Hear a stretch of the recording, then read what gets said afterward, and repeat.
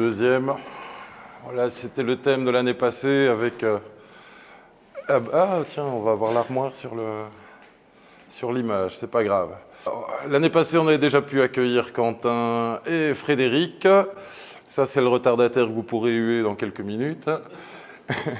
On a pu faire une visite qu'on ne va plus faire cette année, comme on s'est un petit peu éloigné. J'en profite d'ailleurs pour remercier la Fondation Valaisanne Action Jeunesse de nous accueillir et de nous fournir le matériel humain et matériel pour pouvoir enregistrer cet événement. Alors, le plan de la journée qui a été changé. On a inversé la pause déjeuner avec la deuxième conférence. Je vais vous présenter nos conférenciers juste derrière. Alors, qu'est-ce que je peux vous dire pour ces journées philosophiques? Il s'agit, je l'espère, d'un cycle de conférences qui s'inscrira dans la durée. Je demande aux conférenciers au maximum de faire des présentations qui puissent intéresser des néophytes qui n'ont jamais entendu parler du sujet. Le but de ces journées philosophiques est de travailler sur nos certitudes et de s'amuser à les remettre en question. C'est une invitation à la réflexion que l'on oriente sur le passé parce que c'est drôle et futile, comme dit ma compagne, mais qu'est-ce qu'on s'en fout des pyramides, elles ont 5000 ans. Justement, amusons-nous de discuter de choses futiles. Autre principe de ces journées philosophiques, vous avez vu sur le flyers, il y a un tarif, c'est un tarif conseillé. Voilà, j'ai vraiment à cœur que toutes les personnes qui sont intéressées puissent venir ici, même si ils n'ont pas les moyens. Voilà les tarifs conseillés, mais on paye au chapeau à la fin de chaque conférence. Alors, deuxième conférencier de la soirée, je vous proposerai d'accueillir notre ami Laurent Villaverde, diplômé en archéologie. Alors déjà, sur la présentation, il y a des choses à dire. En France, on ne peut pas se prétendre archéologue quand on est diplômé si on ne travaille plus en archéologie depuis 2 ans, c'est ça que tu m'as dit? 6 mois sur les 24 derniers pour avoir un titre professionnel en France. Sinon, on est considéré comme usurpé à un titre professionnel. Donc, je n'ai pas le droit de dire que je suis archéologue. Les diplômes en archéologie, ça, j'aime pas. On verra plein de choses comme ça après. Voilà, une petite introduction à la conférence de Laurent qui renvoie à ma précédente présentation où je vous parlais de la légitimité qui peut être donnée par le système ou retirée. C'est une manière de contrôler l'information vu que votre diplôme, si vous n'êtes pas actif, ça ne vaut plus rien. Si j'avais présenté Laurent comme archéologue, il aurait pu avoir des ennuis en France. Je ne sais pas si c'est la même logique en Suisse. Alors, du coup, être un archéologue libéré, c'est pas si facile. Si vous préférez une autre forme d'humour, une contrepétrie. Alors, j'ai retrouvé dans les archives une vieille photo de Laurent. Et ici, je dois vous le lire avec l'armoire. Je suis sorti avec une archéologue, elle m'a mené à la ruine. Mais c'était de belles vieilles pierres. Ensuite, nous aurons le plaisir d'accueillir une nouvelle fois Frédéric. J'ai aussi dû fouiller les archives pour trouver une belle photo. Qui va nous présenter cette année son modèle du planétarium et voir s'il est transposable à Teotihuacan comme il l'était pour Gizeh. Alors, pour le CV, dans ce milieu, Fred a été modélisateur 3D. Il a organisé des conférences à Lyon dans le décours, comme je l'ai fait ici à Lausanne, de la préparation du film BAM. Il a ses lettres de noblesse sur YouTube, il a travaillé pour Le Moment Curieux, il a sa chaîne que je vous conseille, L'Apprentissage. Il est également l'auteur d'un jeu d'aventure et de découverte vidéo qui ne s'appelle pas Le Cercle Ancien. Et regardez sur l'apprentissage, vous aurez bientôt un teasing du jeu. Grâce aux journées philosophiques, il peut maintenant se targué du titre de conférencier. Et sachez qu'il a servi d'étalon pour des films en Grèce. Je vous rassure.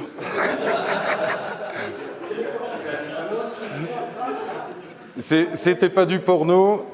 Dans 3, c'est lui qui faisait le cheval. Ah oui, on voit pas la photo évidemment de l'étalon. Donc vous avez ici une photo qui sort de bas, mais avec Fred qui qui permet de se rendre compte de la taille des pierres. Voilà, il est grand comme ça normalement. Et c'est ici, vous ne le voyez pas. Modélisateur 3D, je vous ai remis le disque de Sabu que Fred avait modélisé à l'époque à la moitié de la taille. Bon, là, comme le gars est derrière, on a l'impression qu'il est plus grand que ce qu'il l'est déjà. Et ici, c'était pas une émission de l'apprentissage, hein, Fred, tu avais dit, Si, c'était... C'était une interview, c'était une conférence? Ouais, c'était une conférence. Voilà. Celle-ci, ça doit être sur le... Je sais pas si c'est... Papyrus de Mérer, celle-là. Je vous ai choisi cette photo-ci parce qu'elle a le bénéfice de montrer le hiéroglyphe qui représente une pyramide, à ne pas confondre avec celui-ci qui représente une pâtisserie que j'ai appris de monsieur qui s'appelle comment encore, Fred? Ouais. William. Et ça m'a fait penser, par exemple, vous savez que l'origine du mot pyramide, certains l'attribuent à une pâtisserie en Grèce. Et je trouve quand même bizarre, ou marrant en tout cas, que les hiéroglyphes représentant une pâtisserie égyptienne est quasiment le même que celui représentant une pyramide. Y a-t-il un lien? Le saura-t-on jamais? Nous avons également le plaisir d'accueillir une nouvelle fois notre ami Quentin. Et je suis particulièrement content parce que je suis parvenu à décrire le travail de Quentin en une phrase simple. Quentin est un chercheur et auteur indépendant qui étudie la métrologie et la géométrie des sites anciens pour en déduire les connaissances géodésiques et astronomiques de leurs bâtisseurs. Et Quentin va nous présenter son reportage ADN pour Arpenteur du Néolithique. Donc un reportage sur des découvertes qu'il a fait.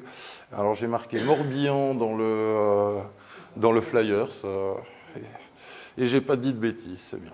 Puis là, c'était lors d'un événement artefact, donc c'est les journées de conférence qu'organise Quentin à Issoire, et je crois que c'était la conférence qu'il nous avait présentée ici l'année passée. Alors, commençons. Docteur, l'archéologie interdite mène-t-elle à l'éveil ou au conspirationnisme? Épisode 2, à tête ou à raison, nous allons parler un petit peu d'Égypte aujourd'hui. Une petite page de remerciements à la Fondation Valaisation Jeunesse de nous accueillir, à vous d'être présents, aux conférenciers de venir ou de revenir. Mais cette fois-ci, les remerciements sont un petit peu pris par une autre actualité et je voulais profiter de cette journée pour rendre hommage à Adrien Moisson qui nous a quittés au mois d'août. Adrien était un personnage extraordinaire au sens étymologique du terme, il sortait de l'ordinaire, il était vétérinaire. Il s'ennuyait, il est devenu publicitaire, il a gagné des prix à Cannes. Il s'ennuyait, il est devenu producteur de BAM pour Patrice Pouillard et Jacques Grimaud au début.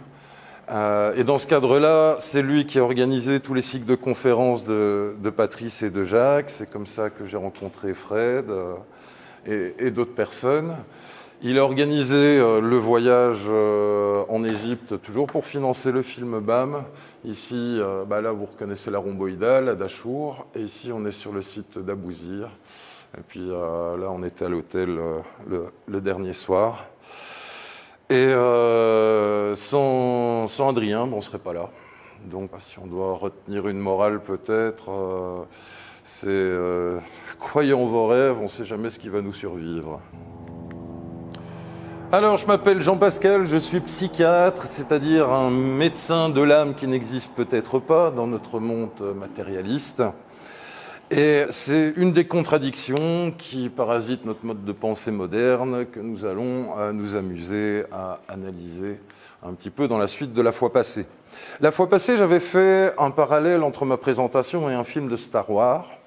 Comme ça avait bien plu, j'ai repris. Donc on est sur l'épisode 2 et aujourd'hui on va parler, j'ai repris aussi un peu ma tendance à mettre des formules latines. Eratum, je corrigerai quelques bêtises que j'ai dites. Memento, on va reprendre certaines notions qu'on a vues la fois passée. Excavare, ça veut dire approfondir. Mais c'est marrant, comme ça renvoie au fait de creuser, comme on parle d'archéologie. L'Égypte, où il va beaucoup en être question. Et on va faire un exercice, vu que c'est l'épisode 2.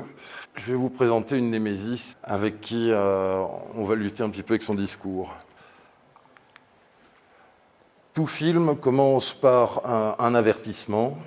Kaoué, attention. La fois passée, je vous proposais cette phrase de l'évangile de saint Matthieu, « Heureux les simples d'esprit », que je vous proposais de comprendre comme « Heureux les enfants, car le royaume des cieux leur appartient déjà ». Et j'avais basé tout le récit de cette conférence sur le fait que quand on a un enfant, on croit ce que nous disent nos parents, le système de référence. Et quand on grandit, on se rend compte qu'il y a moins de certitude que ce que l'on pourrait croire. Aujourd'hui, en guise d'avertissement, comme c'est l'épisode 2, on va se mettre du côté parental. Aussi, une citation de Platon. « Lorsque les pères s'habituent à laisser faire les enfants, lorsque les fils ne tiennent plus compte de leurs paroles, lorsque les maîtres tremblent devant leurs élèves et préfèrent les flatter, lorsque finalement les jeunes méprisent les lois parce qu'ils ne reconnaissent plus au-dessus d'eux l'autorité de rien ni de personne, alors c'est là, en toute beauté et en toute jeunesse, le début de la tyrannie. » Le film Star Wars va commencer par une petite phrase d'introduction. Si je vous racontais une histoire, je vous en sortirai une autre. Comme j'essaye de vous livrer un discours honnête, alors, si je me rappelle bien ce que je crois avoir compris, je vous ai mis le plan de la fois passée, histoire que vous puissiez avoir les idées un petit peu claires. J'avais défini différents chapitres. On a parlé de l'indéfinissable et du syndrome conceptuel. Vu qu'il était question de définir des termes comme l'éveil, le conspirationnisme, l'archéologie interdite, etc., je commençais par vous dire qu'il y a des mots qui sont très compliqués à définir, comme pyramide. Selon la définition que vous donnez au mot pyramide, ceci est une pyramide ou pas du tout. Deuxième chapitre de la certitude, il y a le croire, il y a le savoir qui nous offre des certitudes. Donc on est dans un monde dichotomique. Si on accepte que tout n'est pas certain, d'abord on va lutter contre l'incertitude avec le déni, jusqu'à avoir la maturité et la force de pouvoir accepter qu'on ne maîtrise pas tout, qu'on ne peut pas tout savoir. Et j'avais terminé par un dernier chapitre, l'inconcevable, qui parle des nexus. Les nexus, c'est la tâche aveugle, c'est l'inimaginable, l'impensable, ce qui doit être combattu de manière à pouvoir préserver sa vision de la réalité, qu'elle soit biaisée ou pas. Autre exemple de pyramides qui sont définies par la plupart des gens comme des pyramides, mais qui sont très difficiles à définir géométriquement. Il n'y a pas de base carrée, par exemple. Il y a des bases rondes, une base étoilée ici. J'avais terminé la conférence en vous proposant un outil qui était le guide pratique socratique pour pouvoir affronter cette incertitude.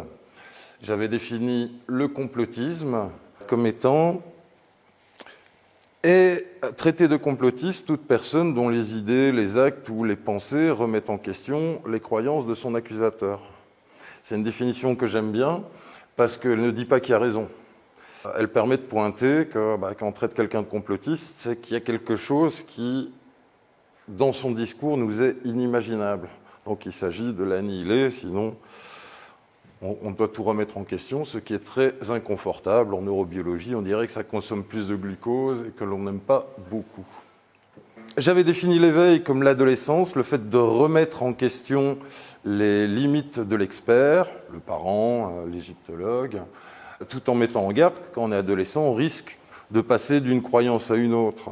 Donc l'éveil n'est pas une fin en soi, c'est une prise de conscience qui doit mener à un réveil qui nous permet de ne pas être dans la confrontation avec le système expertal, il faut avoir assez de maturité, tout en reconnaissant les limites et en sachant il ne faut croire personne. Je vous définissais que la croyance était mettre une certitude dans quelque chose d'invérifiable. Mieux vaut faire une hypothèse, mais si on fait une hypothèse, on est dans l'incertitude et c'est moins confortable. Donc je vous proposais cet outil de pensée que j'ai appelé guide socratique.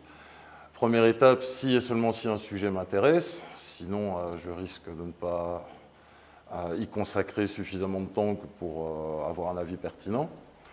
Il faut écouter tout le monde. Tout ce que je sais, c'est que je ne sais rien. Donc, si je ne sais rien, l'autre sait sans doute des choses que je ne sais pas, donc il faut écouter tout le monde, ce qui va avec une notion de respect. Mais comme je sais que je ne sais pas grand-chose et que je ne peux me tromper, l'autre aussi.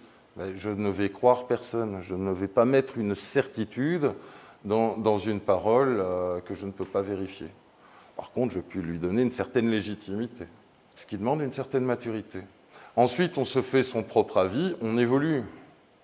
Mais comme on sait qu'on peut toujours se gourer, il faut être prêt à le faire évoluer, ce qui demande une certaine humilité, de l'empathie pour des gens qui peuvent souffrir d'être confrontés à une vérité à laquelle ils n'étaient pas prêts, ce qui va nous donner une notion de deuil, d'où le fait d'être empathique. Et comme nous disait ce célèbre acteur, tu n'apprends rien de la vie si tu penses que tu as raison tout le temps. Et avec un peu de respect, il peut y avoir des rapprochements inattendus. Si vous ne connaissez pas, c'est Graham Hancock et Zahi Hawass qui se tirent la bourre pour leur théorie hérétique pour Graham Hancock et très égyptologique pour Zahi Hawass, et ça ne les a pas empêchés de se réconcilier. Ce que je trouve être une belle chose. Bon, vous êtes prêts pour un premier deuil? C'est pour ça. Je vous emmène à Dendera, que vous connaissez pour son temple d'Hathor. Vous le connaissez parce qu'il y a les hiéroglyphes de Cléopâtre 7, les seuls qui sont connus. C'est connu également pour les ampoules qui sont sujets de bien des questionnements, ainsi que pour le zodiaque qui maintenant est au Louvre. Et là, je vais vous parler de la dernière grosse curiosité de Dendera, les escaliers dits fondus. Ça, c'est une photo que j'ai prise en 2019.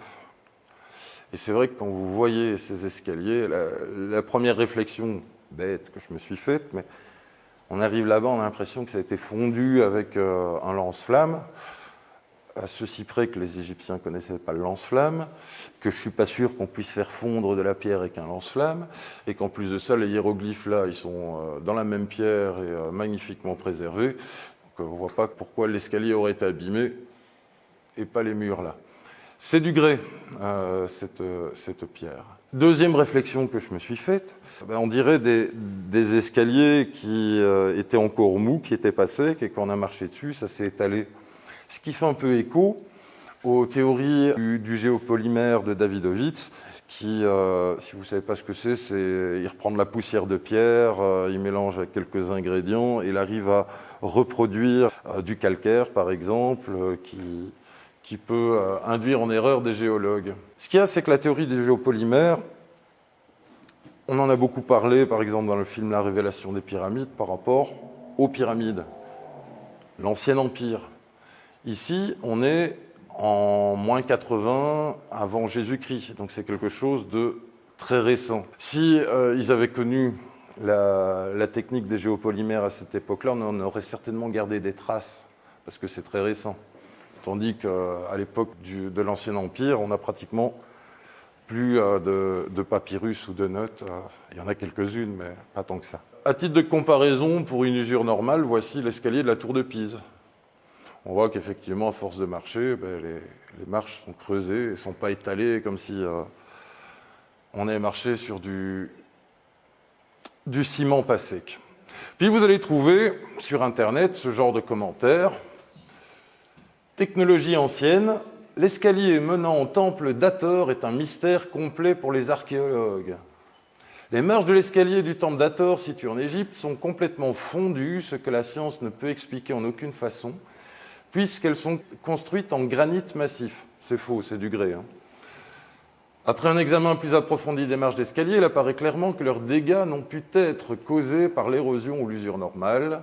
Selon certains théoriciens, c'est un signe clair qu'en Égypte ancienne, il existait des technologies hautement développées qui permettaient de rendre les roches dures souples et d'assembler toutes les formes sous forme de maçonnerie polygonale.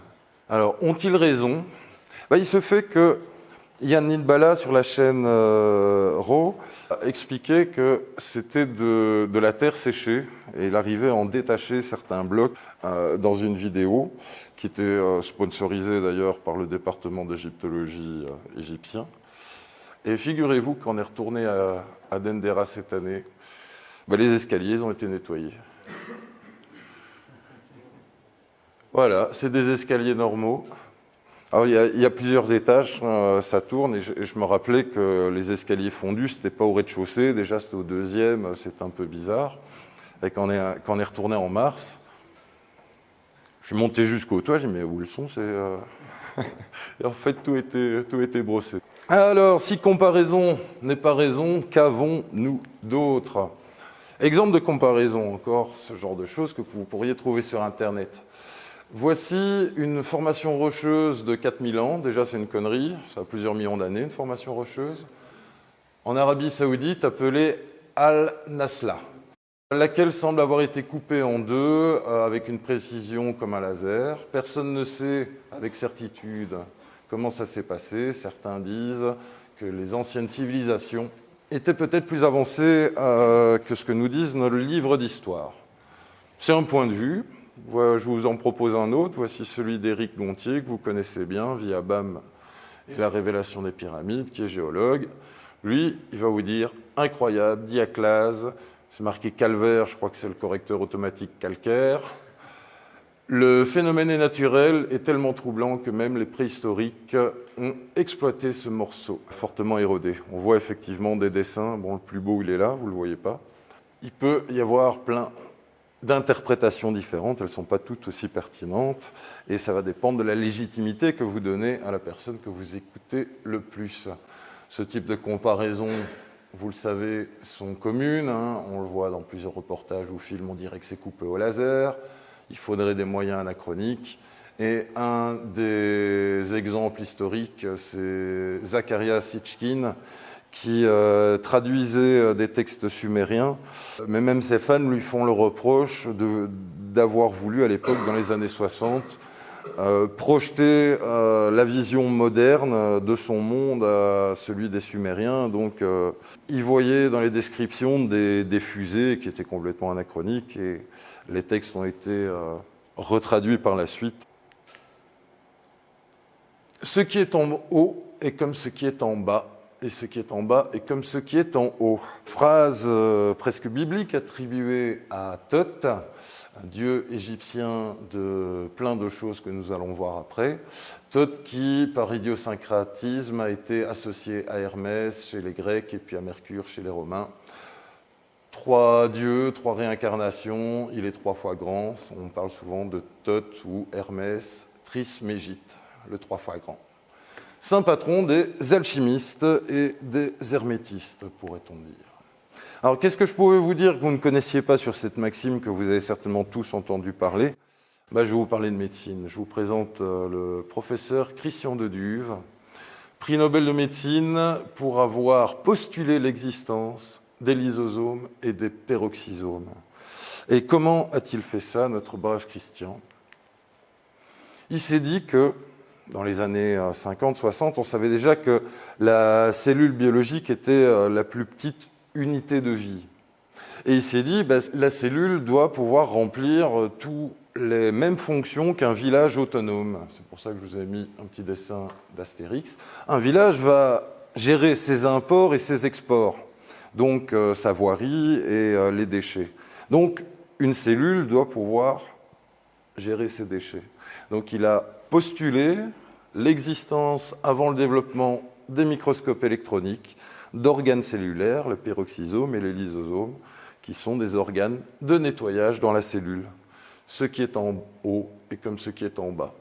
Alors, d'une certaine manière romantique, on peut dire qu'après 200 ans d'oubli, Thoth, l'omniscient, fut à nouveau honoré par le prix offert à son avatar.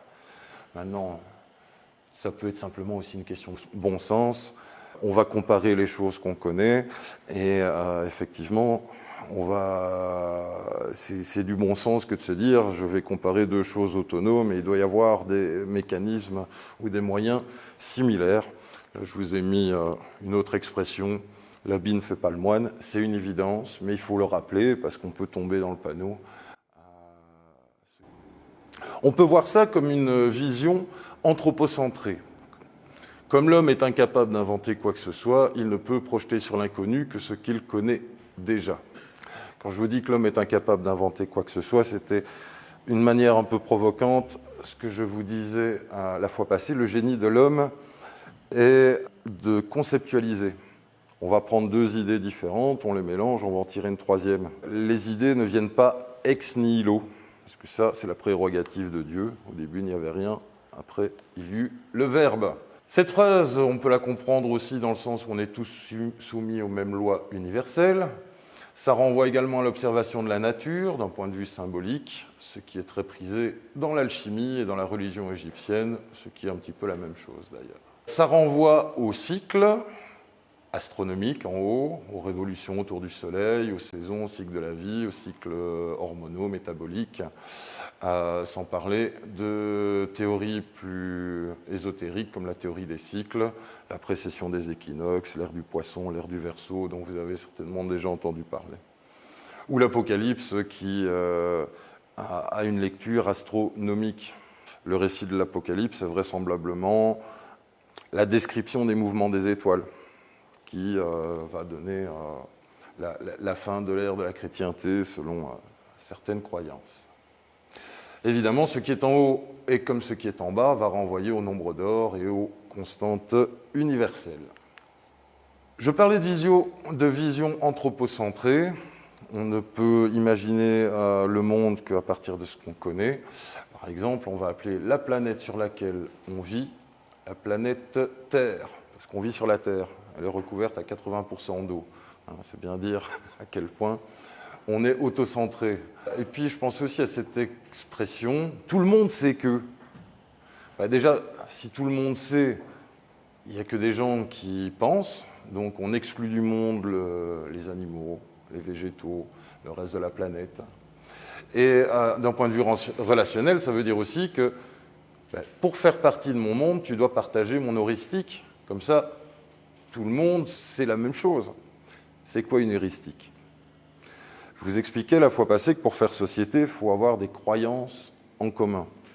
Par exemple, on va mettre une valeur au-dessus du reste, on va donc idéaliser la réalité pour pouvoir faire société. Mais si on idéalise la réalité, ce n'est plus la réalité, donc c'est un délire. Donc une société, c'est une bande de schizophrènes qui partagent le même délire. Mais comme ils sont majoritaires, ils n'appellent pas ça un délire. Non, c'est une heuristique. C'est un récit qui me raconte la réalité et je rejoins ce récit pour pouvoir faire société avec quelqu'un d'autre. Et le nexus, c'est quand vous êtes confronté au fait que votre heuristique ne vous rend pas une réalité telle qu'elle est. Et pour éviter que la société n'explose, comme on est des mammifères sociaux et qu'on risque de mourir, on va rejeter le gars qui met notre heuristique en danger, par exemple en le traitant de complotiste, ce que j'appelais le réflexe complosophiste la fois passée. Ce qui est en haut et comme ce qui est en bas permet aussi de penser de manière stratifiée. Je vous propose par exemple l'opposition enfant-parent, élève, mentor, néophyte, expert. On peut faire des strates d'analyse, travailler conscient-inconscient, individu versus société, versus nation, civilisation. Puis on monte comme ça, humanité, vivant, univers. On peut remarquer qu'on aborde dans un premier temps, comme on ne connaît pas, l'infiniment grand et petit de la même manière. Si vous regardez un atome, c'est des boules qui tournent autour d'une grosse boule. Le système solaire, c'est un peu pareil, à part que c'est sur le même plan. Un exemple que je vous avais donné la fois passée pour expliquer qu'on pouvait retrouver des phénomènes à différentes strates. Par exemple, au niveau individuel, vous avez la folie à deux. Le seul diagnostic psychiatrique, vous avez le mot folie. Quand vous avez quelqu'un qui est physiquement handicapé, il vit avec son frère schizophrène dans le fond d'une vallée. S'il s'engueule avec son frère se barre, il meurt de faim. Ce qui va se passer, c'est qu'il va adhérer, sans s'en rendre compte, au délire de son frère pour pouvoir faire société avec lui, pour ne pas être abandonné. Idriss Aberkan, par exemple, parlait, lui, de dissonance citoyenne pour expliquer des comportements absurdes. Dans son exemple, je crois que c'était par rapport au masque, et je ne me rappelle plus exactement les conditions de l'étude, mais partons sur le fait qu'il a raison et qu'il y a effectivement une étude qui a démontré que le masque ne servait à rien, et il expliquait qu'il y a des gens qui continuent à le porter dans la voiture.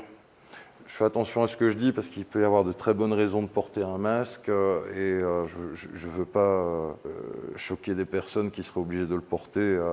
Ici, je parle d'une raison absurde qui avait été encouragée par les médias et nos gouvernements et qui s'avérait complètement futile. La dissonance citoyenne, c'est l'incapacité à remettre en question le fait que nos dirigeants ne sont peut-être pas compétents ou peut-être pas bien intentionnés. Et si c'est inimaginable, vous n'allez pas l'imaginer, vous allez rentrer dans l'heuristique, dans le discours très profondément, au point peut-être de rentrer en conflit avec d'autres personnes. Et il appelait ça la dissonance citoyenne, c'est une dissonance cognitive, mais qui s'adresse aux citoyens parce qu'ils ne peuvent pas remettre l'autorité, donc l'État dans cet exemple, en question. Ça les sort de leur capacité de réfléchir et ils vont agir comme on leur demande pour ne pas être exclus. Je vous ai mis un exemple de Vador et de Luc Bébé, parce qu'à la fois c'est enfant parent et néophyte expert. Alors pour l'histoire de Thoth, je vous ai donné cette maxime. Si vous allez voir sur Internet, vous allez tomber sur plein de vidéos qui racontent différentes choses. Il faut savoir que cette maxime s'inscrit dans une histoire millénaire. Au niveau de l'Égypte, elle faisait vraisemblablement partie du livre perdu de Thoth, c'est-à-dire la mythologie qui va avec ce dieu de la connaissance, où il y aurait un savoir codé dans les textes et dans les temples qui demanderait une initiation pour pouvoir les comprendre. Effectivement, on a des hiéroglyphes qui sont connus des initiés, des prêtres, des nobles, et vous avez une écriture démotique pour le peuple, pour que la société puisse fonctionner. Vers le IIe siècle avant Jésus-Christ, à l'époque de l'hermétisme, il y a un texte d'une dizaine de vers qui s'appelle la table d'émeraude, dans lequel vous retrouvez cette maxime. Elle réapparaît également à la Renaissance quand sont apparus les premiers tarots, où on faisait des références à Thoth, mais ils n'avaient pas toutes les connaissances que nous avons actuellement, parce que l'égyptologie n'existait pas encore. Et au XXe siècle, vous avez un gars, j'ai oublié son nom, qui a écrit un livre, Les 15 tablettes de Thoth, qui reprend encore cette maxime, mais son auteur est référencé comme le chef d'une secte. Donc ne croyez pas, si vous tombez sur cette information-là, que je vous raconte n'importe quoi, ça s'inscrit dans toute une histoire très intéressante que raconte très bien Ludovic Richet sur la chaîne Arcana, le livre d'Émeraude et le livre de Thoth, si vous voulez en connaître l'histoire complète. Je vous les raconte en quelques secondes, lui, il passe pratiquement 1 heure. Comparaison n'est pas raison, qu'avons-nous d'autre? Alors on essaye de comparer, par exemple la Grande Pyramide, on peut la comparer avec tous les bâtiments en fonction de leur hauteur, et on voit qu'il y en a très peu qui l'ont dépassée, et c'est vraiment l'époque moderne. Ici, c'est l'exemple d'un chercheur indépendant qui a publié sur sa page et sur Facebook, ça a été relié par Patrice Pouillard, si vous voulez retrouver l'article complet, sur sa page Facebook également, qui a voulu comparer la capacité des Romains qui ont fait le Colisée, alors c'est 3000 ans plus tard, il y a plus de techniques, il y a plus de moyens humains, presque de technologie qui existait, et lui arrivait à la conclusion que si les Romains avaient dû faire la Grande Pyramide, ils auraient pris entre 184 et 400 ans. Je vous renvoie à son article qui est très bien fouillé, je ne vous l'ai pas remis, sinon ça aurait pris un quart d'heure pour le lire. Qu'est-ce qu'on va faire alors? On va multiplier les comparaisons pour se faire un avis plus fin. Puisqu'on parle des Romains, voici la pyramide de Cestius, qui se trouve à Rome, qui a été construite en 15 avant Jésus-Christ, inspirée par les pyramides contemporaines de Méroé, c'est le royaume Kouch au Soudan, vous voyez, c'est des pyramides qui sont très pointues. C'est une construction testamentaire qui, dans le cahier des charges, devait être fait et a été fait en 330 jours. Côté environ 30 mètres, hauteur environ 36 mètres, ce qui fait un volume de plus ou moins 10 500 mètres cubes. Si on compare à la pyramide de Gizeh, il aurait fallu au même rythme 225 ans, avec le même nombre d'ouvriers pour réaliser une pyramide équivalente à celle de Khéops. Maintenant, encore une fois, cette comparaison a ses limites. S'ils avaient dû faire un truc beaucoup plus grand, ils auraient par exemple employé plus de monde. Donc si on met 4 fois plus de monde, on divise déjà ça par 4 et on tombe sur une durée de règne réaliste. Autre type de comparaison, je le donne juste à titre d'exemple en vitesse. Qu'est-ce qu'il y a d'autre comme construction humaine, antique, gigantesque que l'on pourrait comparer à la charge de travail que représentent les pyramides égyptiennes? J'avais pensé que ce serait intéressant de regarder par exemple sur la durée et le nombre, on pourrait calculer le volume de pyramides créées sur la 4e dynastie, qui représenterait entre 100 et 150 ans. Il faudrait regarder entre 100 et 150 ans combien de volume on a fait de murailles de Chine, qui a cet avantage d'avoir une hauteur et une largeur constantes. Et plein d'autres différences. Il y a d'autres points en commun aussi avec les murailles de Chine. Il y a plusieurs légendes qui disaient que le ciment blanc entre les pierres était fait avec les os des travailleurs qui étaient épuisés, qui étaient morts là-dessus. En fait, c'est du riz. Ils ont utilisé du riz pour faire un ciment extra dur. Mais on voit que dans la muraille de Chine, comme dans les grandes pyramides, il y a ce fantasme des esclaves tués à la tâche, tellement l'œuvre est gigantesque. Alors, quitte à comparer les pyramides, comparons-les entre elles. Vous avez ici la pyramide de Khéops. Alors sur ce dessin, j'ai essayé de dessiner d'un côté la pyramide quand elle était neuve, et puis ce qu'il en reste. Ici, donc vous avez celle de Khéops, celle de Képhren. Ici, on a la rhomboïdale avec la cassure d'angle. Juste en dessous, 1 mètre plus petit, il y a la rouge qui est beaucoup plus large, donc plus volumineuse. Pour la curiosité, j'ai regardé ce que ferait la rhomboïdale s'il n'avait pas eu la cassure d'angle. Elle serait quand même plus petite que les deux autres. 4e dynastie, 4e dynastie, 4e dynastie, 4e dynastie. Paf, ici, on est sur la pyramide de Médoune. C'est à la fois la 3e et la 4e. C'est la pyramide d'Ouni. Mais il ne l'a pas terminée. Elle a été terminée par Snéfrou, qui a fait les 2 autres pyramides ici. Donc Snéfrou est le plus grand constructeur humain connu de l'humanité, en termes de volume de pyramide en tout cas. La pyramide noire d'Amenemhat III, ça c'est la 12e dynastie. Ça c'est ce qui reste de la pyramide de Médoune. Ici vous avez celle de Mykérinos et ici celle d'Awara. Pour vous donner, je ne maîtrise pas encore les tableaux Excel. Oui. Excusez-moi, tout à l'heure, tu évoquais le temps de construction de la Grande Muraille, c'est que tu me disais. C'est complexe parce que certains te répondraient 1000 ans, d'autres te répondraient 100 ans, selon la section de muraille et la définition que tu donnes au truc.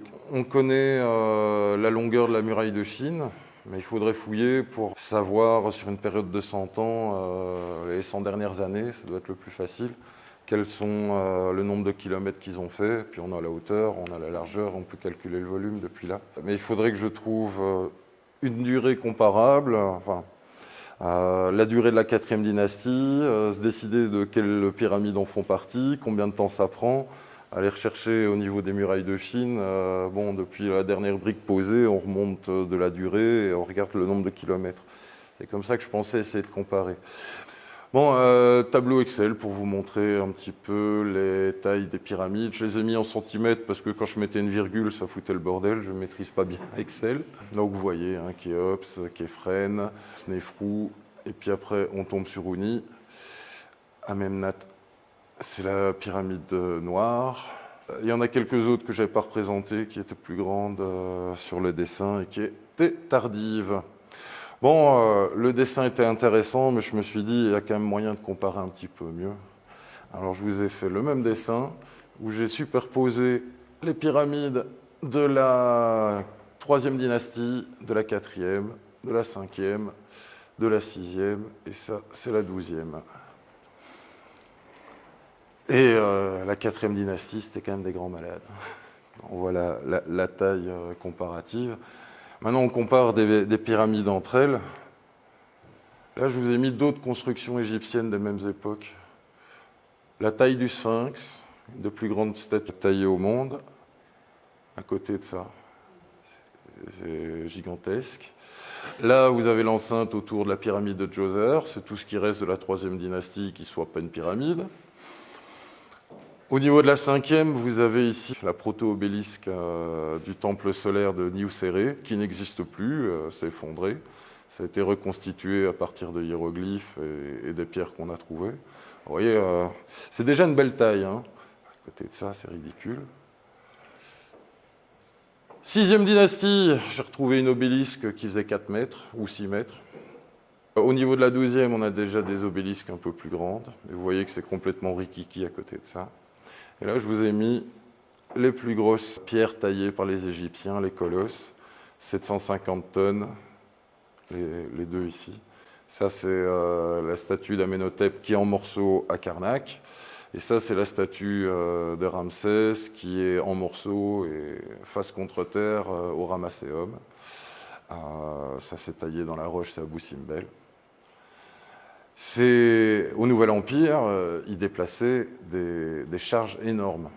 Ici, vous avez la plus grosse pierre du temple de la vallée. Elle fait 200 tonnes. Donc, à l'époque des pyramides de 4e dynastie, ils tiraient quand même déjà des gros trucs. Mais le Nouvel Empire, c'est le plus fort.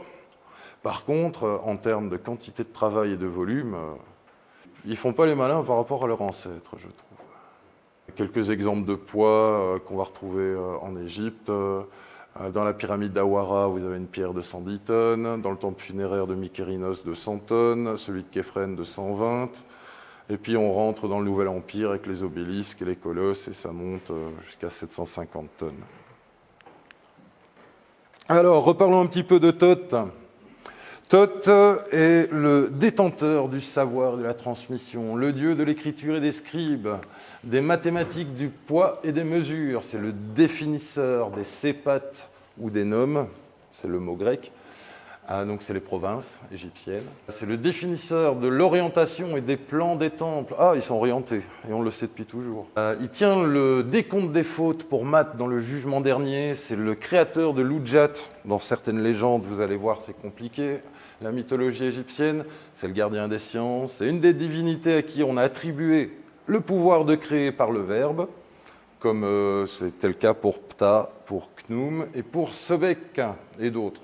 Comme je vous l'ai dit, il était associé par syncrétisme à Hermès et à Mercure, et il est resté dans l'histoire moderne comme le dieu de l'alchimie. Ça, c'est ce que je vous expliquais tout à l'heure. Le génie humain est conceptuel, se fait par association d'idées. Et la fois passée, je vous expliquais que pour moi, la pensée est sommative, ce qui est un très mauvais mot, j'en cherche un meilleur, et pyramidale et alchimique, c'est pas mal. Dans quel sens ? La pensée pyramidale, je prends une idée, j'en prends une deuxième, ça crée une troisième brique. Donc on voit qu'on doit associer pour s'élever dans la connaissance. Et ça a le bénéfice de montrer qu'on peut descendre dans la connaissance pour essayer de retrouver l'essence des idées qui ont fait évoluer comme ça, l'histoire de la pensée. Mais cette notion pyramidale, elle est insatisfaisante parce que c'est deux pierres égales, donc c'est mélangé à 50%. On peut considérer la pensée comme quelque chose d'alchimique ou de culinaire, à savoir qu'on va mélanger deux aliments, mais il faut trouver les bonnes proportions. Il y a une question d'harmonie qui se rajoute là-dedans. Ça, c'est ce que je vous ai expliqué la fois passée. En biologie, 1 plus 1 égale 3, dans le sens où il y a une information qui fait que la somme des éléments est plus importante que la somme mathématique de ces mêmes éléments. Alors, j'avais donné comme exemple d'héritage le fait que Ptah était la divinité tutélaire de Memphis, créateur de l'univers par l'esprit et par le verbe, je viens de vous dire comme Knut, Sobek et Thoth, ce qui renvoie à la Bible. Au début, il n'y avait rien, puis le verbe. On voit qu'il y a déjà cette notion-là qui existe à l'époque. On va retrouver d'autres notions qui ont été reprises par le christianisme. La fois passée, je vous disais que Horus était né un 25 décembre, qu'il y en avait d'autres. J'ai retrouvé une dia. Bon, je ne les ai pas toutes vérifiées, mais juste pour vous dire qu'il y a toute une série de divinités, Horus, Osiris, Attis, Krishna, Zoroastre, Mitra, Prométhée, Héraclès, etc., à qui on attribue la naissance le 25 décembre. L'alchimie et l'Église ont des points en commun. Toutes les deux ont une histoire millénaire, quadrimillénaire pour l'alchimie, bimillénaire pour l'Église, qui demande une initiation par les prêtres en Égypte ou auto-initiatique plutôt au Moyen-Âge, et puis il faut faire tout un cursus pour pouvoir être prêtre. Les deux disciplines s'associent à une philosophie et une morale, et à des buts ou des objectifs. Atteindre la vie éternelle, le paradis via l'Église, ou découvrir la pierre philosophale pour prolonger la vie dans le cadre de l'alchimie, par exemple. Alors, quels sont les liens entre l'alchimie et l'Égypte? On sait que le royaume Kémet, dès sa création, avait déjà des croyances alchimiques associées à Thoth. D'ailleurs, l'Égypte antique, c'est les Kémet, El Kémet, qui a donné le mot alchémistrie, alchimie, et chemistry, la chimie. L'alchimie a 3 voies dans le but de retrouver la pierre philosophale qui change le plomb en or et qui prolonge la vie. Ok, quelles sont ces 3 voies?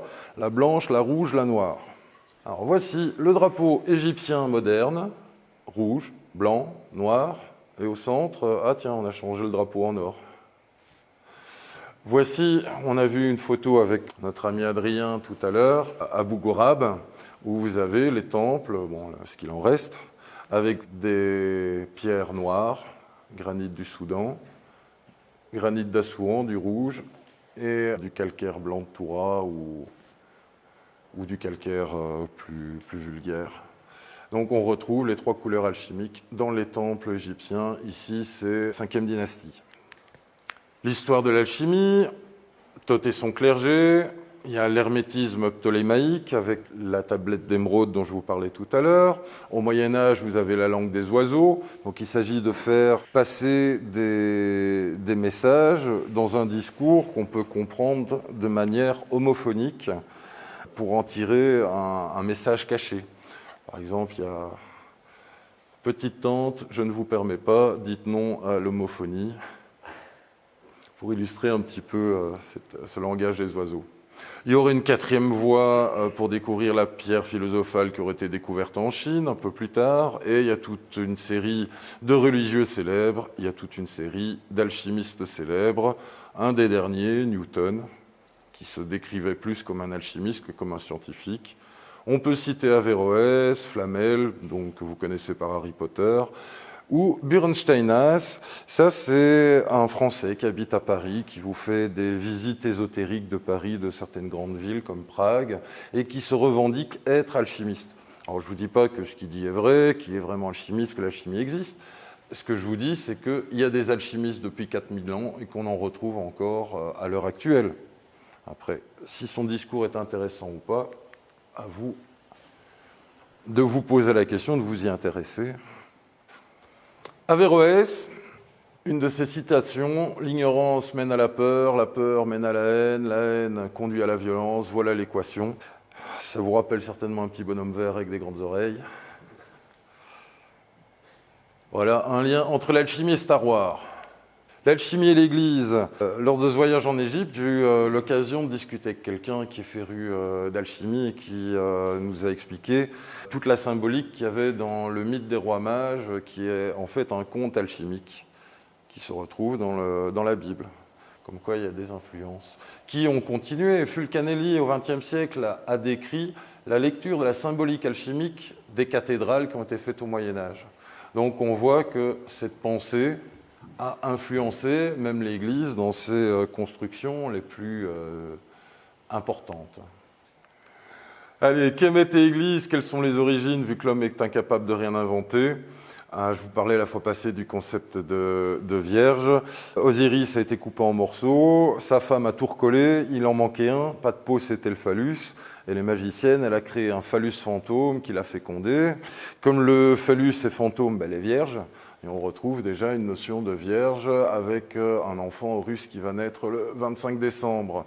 Notion de jugement dernier. Ici, vous avez une des scènes les plus connues de la mythologie égyptienne, avec notre ami Thoth qui prend les mesures pour le dieu Mat et Anubis. Ici, vous avez une espèce de monstre qui préfigure déjà Cerbère et qui va manger le défunt si jamais Son cœur est plus lourd qu'une plume. Et quand il a réussi l'épreuve, Saint-Pierre, Horus l'amène devant Osiris pour le passage dans le monde des morts. La notion de monothéisme est déjà présente dans la mythologie égyptienne, même si elle paraît polythéiste. Cela s'explique par le fait qu'il y a une divinité originelle qui peut porter un nom différent selon la région d'Égypte où c'était raconté, qui a créé par sa salive et par le Verbe le reste des divinités qui sont des extensions, des matérialisations de certains traits de ses caractères. Donc, quelque part, le monothéisme était déjà préexistant chez les Kémètes. J'ai trouvé un gars qui vous lit ceci comme étant le Notre Père. Je ne sais pas ce que ça vaut, mais juste pour vous dire que je ne suis pas le seul à chercher des liens entre les Kémètes et l'héritage dans l'Église. Le concile de Nicée, vous savez, c'est ce concile où l'Église a choisi quels étaient les textes apocryphes et ceux qui ne l'étaient pas. En 3000 ans, 4000 ans même d'existence, avant que le royaume soit unifié, vous avez une mythologie égyptienne extrêmement complexe qui va, par le pouvoir central, être réorganisée au fur et à mesure des pharaons, de manière à pouvoir garder une cohérence sociale dans tout le royaume avec une religion commune. Religion, c'est religare, relier. Et puis, dichotomie, la diabolisation de Seth et la Trinité, c'est aussi des notions que l'on va retrouver en Égypte. Si vous allez en Égypte demain, les guides vont vous dire que Seth, c'est le diable, que c'est la divinité néfaste des Égyptiens. Je me demande à quel point ce n'est pas un point de vue très moderne, très européen, parce que vous voyez ici, tous les pharaons en ont d'Horus. Ça, c'est dans les premières dynasties. Ils ne faisaient pas encore un cartouche. C'était un sérèque qui représentait le palais comme sur l'enceinte de Saqqara. Il y a un pharaon qui s'est revendiqué de Seth plutôt que d'Horus. Et ça s'est assez bien passé. Je veux dire, ça n'a pas abouti à un schisme ou à une guerre civile. Au Nouvel Empire, voici le père de Ramsès II, Séti Ier. Il est aussi Seth dans son nom. Ce n'est pas un roi noir pour autant. On va retrouver la notion de triade et de trinité tout au long de l'histoire égyptienne. Ancien Empire, c'est plutôt des triades. Je vous ai mis quelques exemples des triades qu'on a retrouvées avec Mykérinos. C'était dans son temple mortuaire, il y en a 6. C'est des statues qui font 60 cm de haut. Et Mykérinos, à chaque fois accompagné de 2 divinités. La déesse Hathor, et une autre divinité qui représente les noms ou sépates, les provinces dont je vous parlais tout à l'heure, qui sont personnifiées par une divinité. Retenons ce détail, on va revenir dessus après. Donc, exemple de trinité, c'est plus tardif au Nouvel Empire. Osiris, Isis, Horus, Horus, Hathor, Petit Horus, Amon, Mout, Khonshu, ça c'est à Karnak. Khnum, Satet, Anket, ça c'est à l'île d'Éléphantine par exemple. Alors, une petite notion pour le sacré. Le sacré a sa raison d'être, c'est la sauvegarde de la mémoire. Si c'est sacré, c'est immuable. Sinon, ce serait sacrilège de le changer. Donc l'immuabilité permet de préserver les connaissances qui se doivent d'être préservées. J'en ai identifié 3 sans avoir fait une thèse universitaire sur le sujet. Il y a un dogme religieux qui permet un socle social. Il y a des connaissances astronomiques, par exemple, qui vont être racontées de manière astrologique, donc un récit. Par exemple, Osiris est associé à la constellation d'Orion et suivi, accompagné par Isis, qui est l'étoile Sirius qui est derrière. On raconte aux enfants que Osiris traverse le ciel et que sa femme aimante les suit. Mais en fait, les enfants, racontant l'histoire, ils poursuivent le maintien de la connaissance astronomique où on voit les constellations qui se déplacent de telle manière. Il peut aussi y avoir des connaissances sanitaires indispensables. Je prends un exemple qui paraît pour de la superstition maintenant, mais chez les Juifs, vous avez 2 frigos. Un frigo pour la viande, un frigo pour le lait, parce que dans l'Ancien Testament, c'est marqué qu'il ne faut pas mélanger les 2. Alors nous qui ne sommes pas juifs, on va regarder ça avec peut-être un petit peu de condescendance, en se disant mais c'est de la superstition, c'est con, maintenant on protège les aliments, etc. Oui, mais c'est sacré. Le changer, ça serait sacrilège. Et ils ont raison, Parce que s'il y a une troisième guerre mondiale, qu'on n'a plus d'électricité, plus de frigo, etc., bah, ils ne vont pas mélanger le lait et la viande, et peut-être qu'ils s'éviteront dans un siècle ou deux après la disparition de l'électricité bien des ennuis, parce qu'ils auront perpétué ce qui maintenant, nous, pour modernes, semble être une croyance superstitieuse absurde, mais c'est la transmission d'une information scientifique vitale. Alors, je vous disais la fois passée que Osiris avait été coupé en 7 morceaux par son frère Seth. Ben, je m'étais trompé. En fait, il s'est fait couper en 14 morceaux à l'époque du Nouvel Empire et en 42 morceaux à l'époque ptolémaïque, à l'époque des Grecs. Ce qui se passe dans l'histoire, c'est qu'il se fait inviter par toutes les divinités. On lui demande d'essayer un sarcophage, il essaye, Seth l'assassine, il le coupe en morceaux. Et ce nombre de morceaux correspond au nombre de provinces. Tout à l'heure, je vous disais que Thoth avait codé dans les temples des informations. Voici le temple de Luxor, où vous avez 12 colonnes illustrant les 12 provinces, les 12 sépates du Nouvel Empire. Si bien que la mythologie a retenu à l'époque qu'il a été coupé en 14 morceaux. C'est Plutarque qui va parler pour le détail de Nome un peu plus tard pour l'Égypte ptolémaïque. Ce qui est l'occasion pour moi, outre le fait d'être revenu sur mon erreur, de revenir sur la notion d'archétype que nous avions vue la fois passée. Dans le chapitre sur les incertitudes, en expliquant la complexité du monde, je vous racontais que derrière un récit, il peut y avoir toute une série de grilles de lecture. J'avais retenu la thèse de René Girard, qui parle de désir mimétique et de bouc émissaire, la thèse astronomique que l'on retrouve dans le livre Le Moulin d'Hamlet, dont je parle un petit peu plus loin. Ça peut être, comme dans le livre de Campbell, le prof d'université de George Lucas, on revient sur Star Wars, pour qui tous les récits sont initiatiques. On peut avoir des lectures après alchimiques, freudiennes, astrologiques et autres. Archétype girardien, disais-je, pourquoi ? Osiris va en toute confiance à une fête parce que tout le monde est là, tous les dieux sont là, et il va se faire assassiner. On fait passer le méchant pour étant Seth, c'est lui qui a tenu le couteau, qui l'a tué, qui l'a coupé en morceaux, qui a éparpillé tout ça. Il a éparpillé où ? 14 morceaux, 14 provinces. Les sépates sont des provinces définies par un chef-lieu, identifié à une divinité tutélaire. Osiris a été coupé en autant de morceaux qu'il a de provinces, donc de dieux. Chaque dieu a caché chez lui un morceau d'Osiris. Ce n'est pas un meurtre fratricide, c'est bien un sacrifice. Le Moulin d'Hamlet, j'en parlais juste avant, livre de Giorgio de Santillana et Herta von Deschent. Ces deux auteurs postulent que tous les récits impliquant des renversements de maisons, d'usurpateurs, correspondent à un changement d'ère de la précession des équinoxes. Exemple, Horus qui renverse Seth, Hamlet qui renverse son oncle, Zeus qui renverse Cronos, avant ça Cronos qui renversait son père. Ou de manière métaphorique, j'aime bien l'exemple dans la Bible de Samson qui tire toute sa force de ses cheveux, sa femme lui coupe les cheveux, il perd sa force, il se fait prisonnier, on l'emmène dans le temple des ennemis, il est attaché aux colonnes, le temps passe, ses cheveux repoussent, il fait effondrer le temple et tout le monde meurt. Et il y a donc un changement d'autorité hiérarchique vu que les ennemis sont morts. Selon ces auteurs, c'est un exemple de récit métaphorique expliquant un changement d'ère par rapport à la précession des équinoxes. Ici, vous avez Cronos qui mange ses enfants pour ne pas se faire renverser. Donc le Moulin d'Hamlet, une lecture astronomique des trames des récits. Changement d'ère est représenté par un changement de maison, de temple, de château, un renversement de l'usurpateur. Je vous ai donné plusieurs exemples.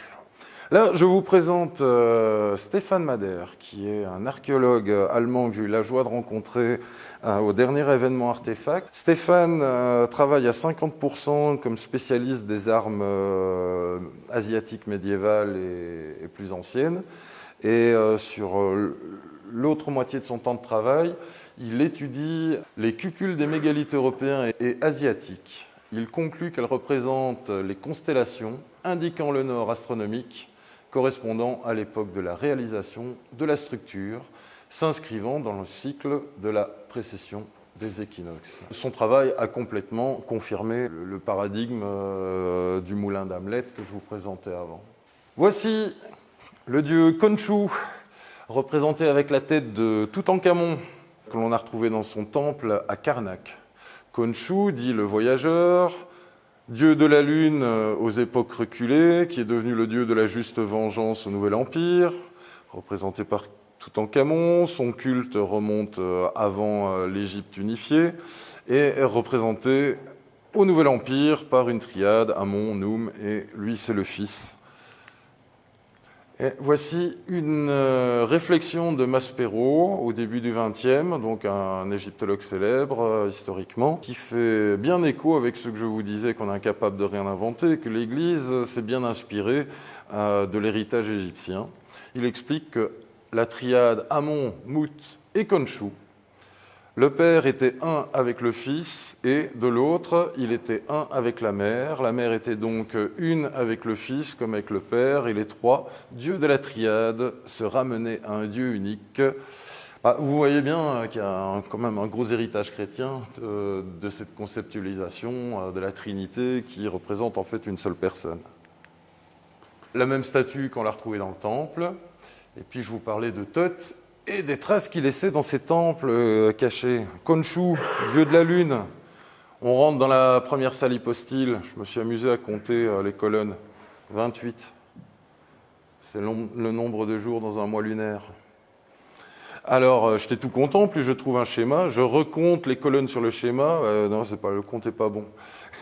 Mais en fait, ils ont oublié de dessiner ici, vous voyez, il manque une colonne qui est bien représentée en face.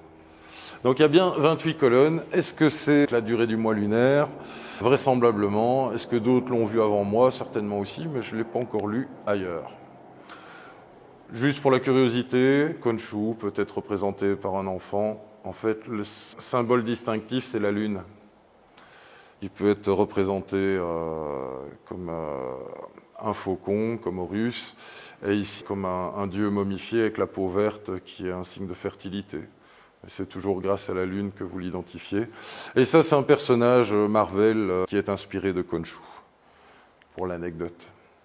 Bon, on s'est préparé un petit peu à lutter contre les arguments des autres, à ne croire personne.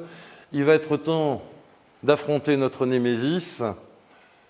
Campbell disait dans Le Héros aux 1000 visages, chaque récit raconte la même chose, et puis à la fin du récit, on est amené, après avoir traversé les enfers, à rencontrer le dieu ou la déesse, image double de la mère, protectrice et souriante, destructrice et épouvantable, ou au père, c'est transposable, pour pouvoir revenir des enfers, élevé d'une nouvelle connaissance. C'est Yoda qui dit à Luke, non, tu n'es pas un Jedi. Pour être un Jedi, tu dois d'abord affronter Vador. Et voici la némésis que je nous ai choisie pour jouter oralement aujourd'hui. Les pyramides ne peuvent pas avoir été construites par les Égyptiens. Les Moai de l'île de Pâques sont la preuve d'une civilisation plus ancienne. Je suis Faustine Boulet, je suis historienne de l'art et actuellement je suis en thèse en égyptologie et histoire de l'art. Alors, bon, on va quand même prendre quelques précautions. Cette brave Faustine, je ne la connais pas, je ne connais que cette vidéo d'elle, et il s'agit quand même d'être au clair qu'il s'agit de mettre un avis sur une vidéo, pas sur une personne, mais sur son avatar. Il s'agit d'avoir conscience qu'on analyse des déclarations dont l'essence est déjà au départ pervertie par le montage, le format, les questions posées par l'intervieweur. De plus, la vidéo a plusieurs années. Je vais opposer des arguments qui sont plus récents que la vidéo, donc c'est une circonstance atténuante, on va dire, pour notre brave Faustine. Et en plus, la vie de cette personne a peut-être évolué, ou peut-être qu'elle-même n'était pas satisfaite de la vidéo. Donc il s'agit vraiment de critiquer le discours d'un montage, et pas une personne que je ne connais pas. Je me suis bien gardé d'aller me renseigner, parce que c'était pas le but. Maintenant, si je fais la politesse à cette dame de prendre du recul par rapport à l'analyse, c'est bien de le faire dans le cadre d'autre chose. Je prends l'exemple de la révélation des pyramides. C'est un film. Il y a un producteur qui met de l'argent derrière. Et s'il demande au réalisateur de faire un truc qui claque, pour avoir l'argent, l'acteur va répondre au cahier des charges qui est donné. Donc il s'agit de ne pas identifier complètement l'auteur de son œuvre, sachant qu'il y a des intérêts intermédiaires qui vont interférer.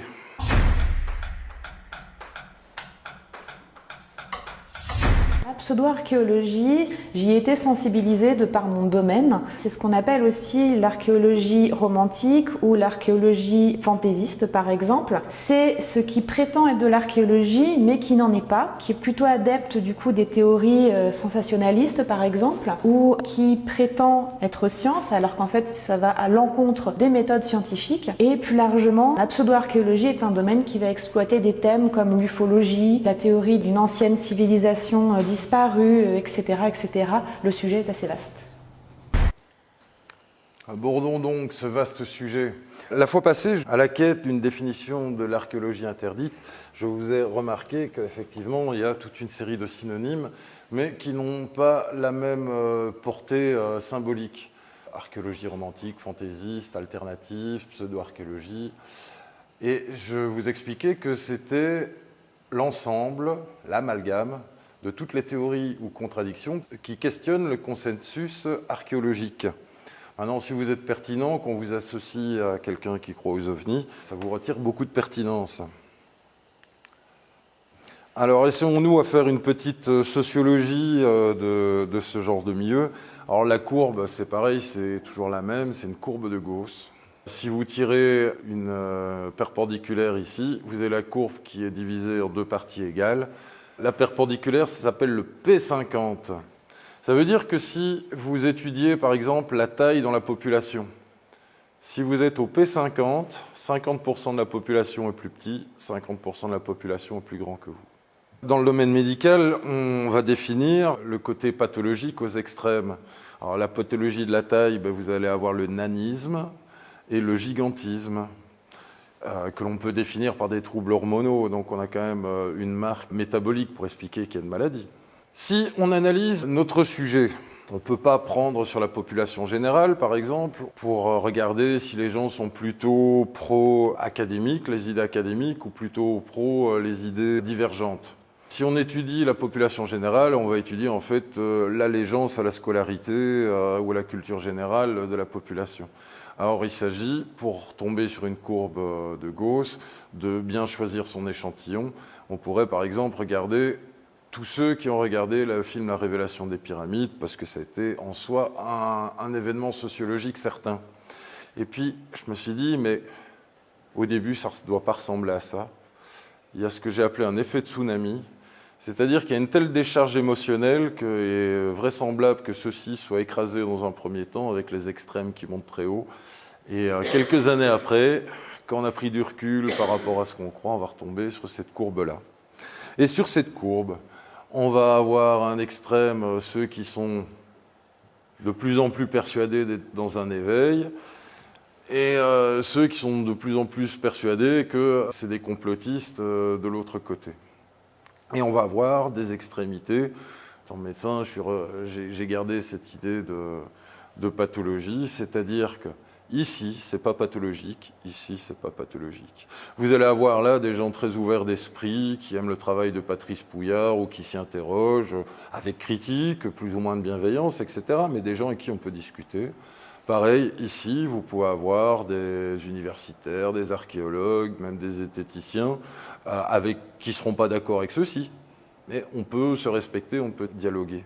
Et plus vous allez vous rapprocher des extrémités, plus on va tomber sur des caractéristiques psychorigides, c'est-à-dire des gens qui ne peuvent pas admettre se tromper, leur heuristique est trop puissante, ils ont trop d'intérêts inconscients en jeu, et on va tomber par exemple ici sur les chercheurs de véritude et ici sur les zinzinticiens. Des gens qui vont se cacher derrière des arguments qui ne tiennent pas dans la logique et dans la finalité et le réflexe complosophiste, c'est-à-dire exclure l'autre de la discussion pour être sûr d'avoir raison. Alors, donc, patho aux extrêmes, utilisation politico-stratégique. Ouais, ça aussi, c'était une réflexion. Vous pouvez demander à vos services secrets de renforcer les sites sur la Terre plate dans le pays concurrent. pour essayer de déstabiliser au niveau de la population, au niveau politique, etc. Donc cette courbe, qui est la courbe naturelle de toute étude de population, va être pervertie de toute façon par des activités intentionnelles de manière à porter préjudice à son adversaire. Ça, je ne rentre pas dans le détail, c'est juste pour vous dire que je ne suis pas le premier à essayer de mettre une courbe de Gauss dans cet univers de pensée. Ça, c'était Philippe Guimand qui avait proposé ça il y a quelques années.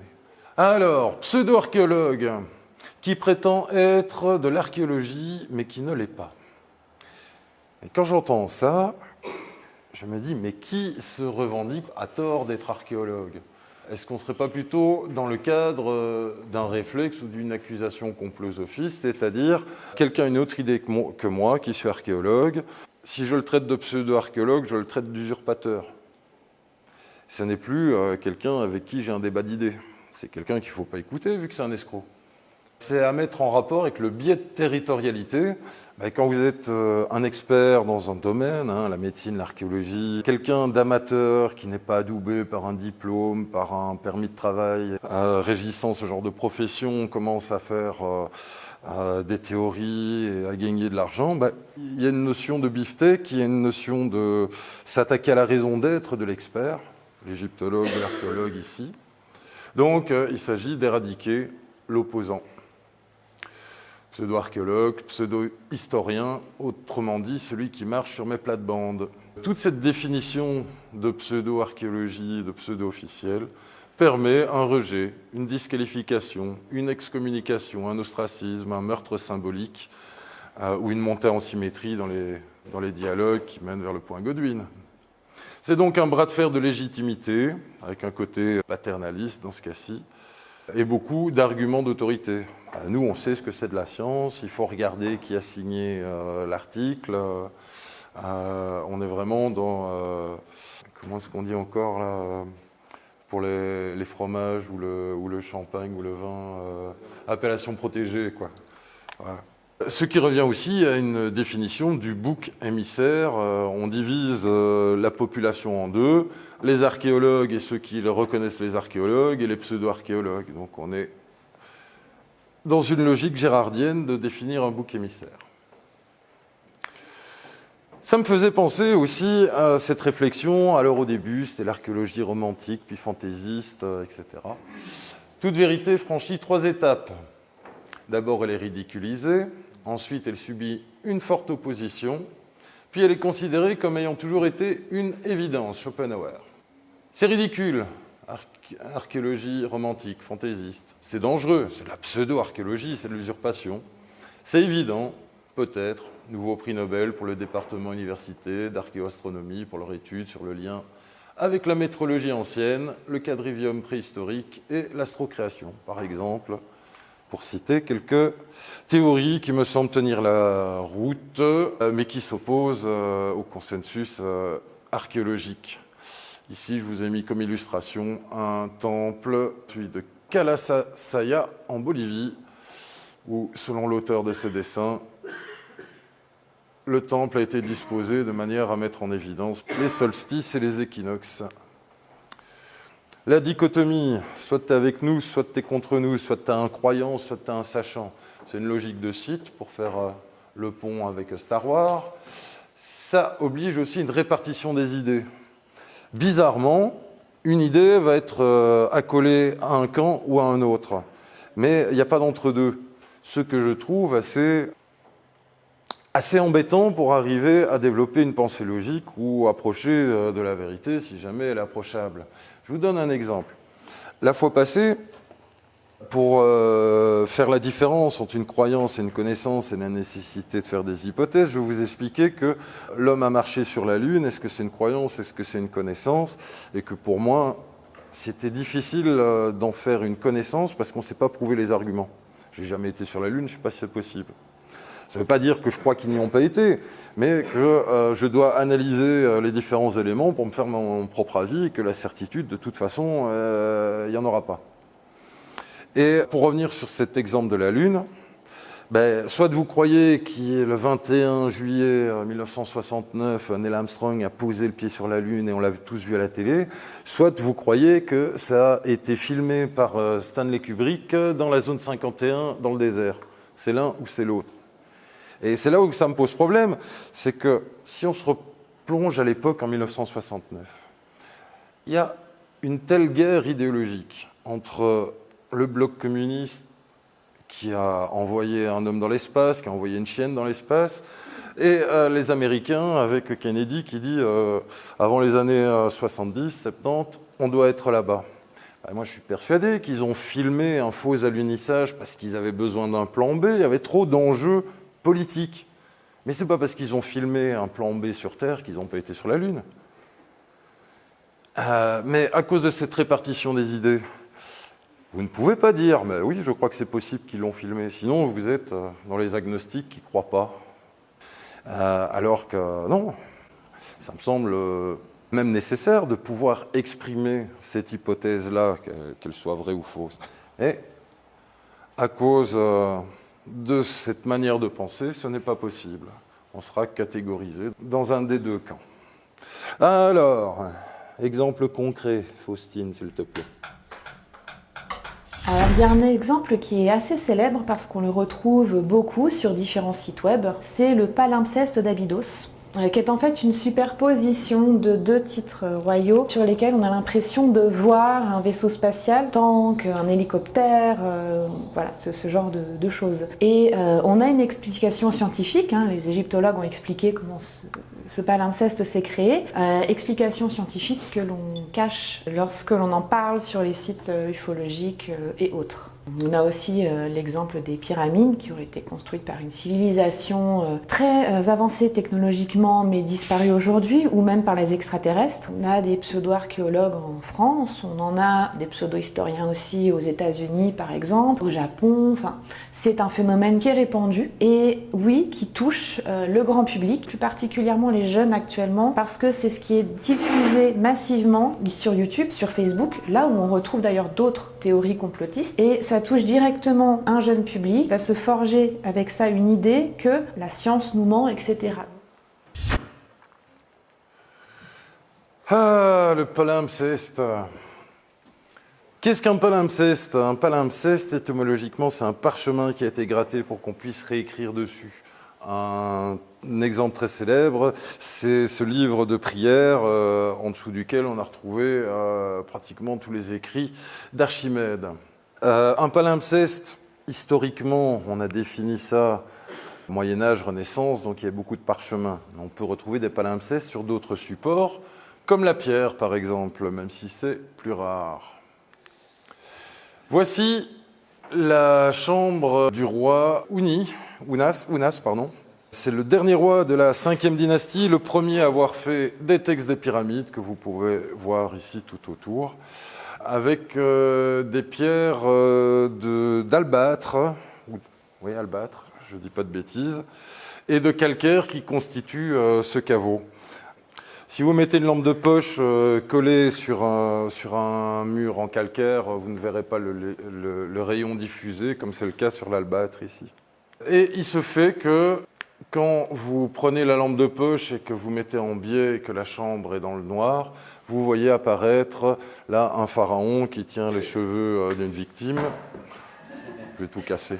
Et qui s'apprête à donner un coup de massue, ce qui est une représentation extrêmement courante en Égypte pour chaque pharaon. La première fois que j'ai été, on n'avait pas de guide, je pensais que c'était fait exprès. J'étais épaté de voir qu'il pouvait y avoir 2 degrés de lecture comme ça sur les hiéroglyphes. Et en fait, c'est pas du tout ça. C'est un palimpseste. Ces pierres proviennent d'un des temples, soit de la vallée, soit le temple funéraire de Khéops. On le sait parce que il y a un petit bracelet autour du bras où on peut lire le début du nom du pharaon. Et comme il n'y en a pas d'autres qui commencent par Khéo, ça pouvait être que lui. Donc ça veut dire que 250 ans, on est toujours dans l'Ancien Empire. En 250 ans, les temples de Khéops s'étaient effondrés et on a récupéré les pierres pour faire d'autres pyramides. Ce que je trouve déjà en soi Parce que Mykérinos a été honoré par d'autres successeurs bien plus tardivement, tandis que pour Khéops, ils ne se sont pas amusés à retaper les temples et ils les ont réutilisés. Donc ici, on a bien un palimpseste, dans le sens où on a frotté toutes les pierres, on a réécrit au-dessus, et il faut vraiment des moyens modernes pour arriver à mettre en évidence qu'il y avait une écriture antérieure. Alors, les hiéroglyphes anachroniques d'Abydos sont-ils un palimpseste ou est-ce que c'est un abus de langage? Pour moi, c'est un abus de langage. Parce que si c'était un palimpseste, ils auraient effacé tous les murs et ils auraient réécrit par-dessus. Dans ce cadre-ci, ils ont juste effacé le nom de Séti, ils ont rajouté le nom de Ramsès. Donc, je trouve que le terme de palimpseste est abusif. On peut se poser la question, est-ce que c'est une habitude que l'on doit rattacher à de la spoliation? Je fais croire que c'est moi qui ai fait ce temple-là. Est-ce que c'est une réattribution communément admise à l'époque d'une construction rénovée ou développée par le dernier roi signataire? Donc tout le monde est d'accord que si je rajoute une annexe, je peux remettre mon nom. Ou alors, est-ce que c'était une pratique qui était acceptée dans le cadre d'une damnatio memoriae?